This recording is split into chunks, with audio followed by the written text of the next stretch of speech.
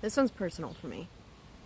Last night, a severe weather outbreak in Missouri and Kentucky had delayed tornado warnings after they had touched down because of DOGE cuts to that office that had forced them to cut their overnight observation position. And they still list on their website the chief meteorologist as vacant.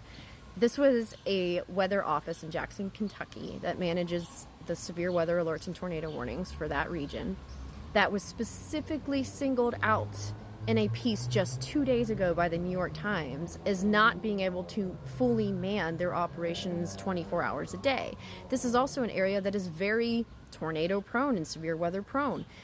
And yet, they had no overnight chief meteorologist, no full-time dedicated person doing it, and warnings were delayed as a result. Tornado warnings are usually issued once a tornado has been confirmed, either via sight or like visual sight or satellite on the ground. Oftentimes they come within a few seconds, or if you're lucky, a few minutes before the tornado is actually on top of you, which allows you to be able to run to your basement or get to shelter or safety in those critical few moments. And this is personal for me because my parents lost their house in an EF4 tornado back in Easter Day in 2020 in Mississippi.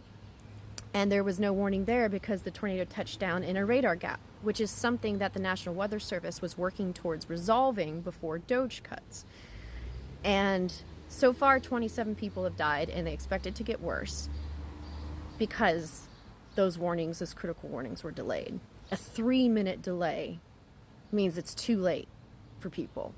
That is about all the time that you can hope to get. And now dozens of people are dead because of these budget cuts, which is completely unacceptable. I mean, when we heard about these cuts happening, I said on one of my videos that it's only a matter of time before disaster strikes and we're caught failing to do our duty to warn people. And it's happened this quick.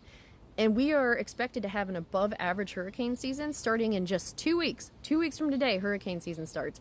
And it's supposed to be the second most active of the types of oceanic and atmospheric processes cycles that you could possibly get. And we don't even have weather stations manned 24/7 to be able to warn people.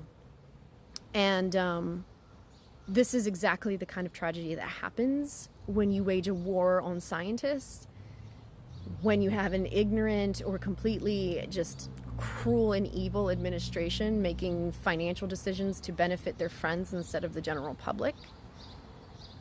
I mean, my mom left her house 20 minutes before it hit. If she hadn't, she'd be dead. Her neighbor died. And it's just, those moments are critical. And everybody was sleeping. You need someone to keep us safe. And they decided, DOGE decided, that wasn't necessary. And now people are dead.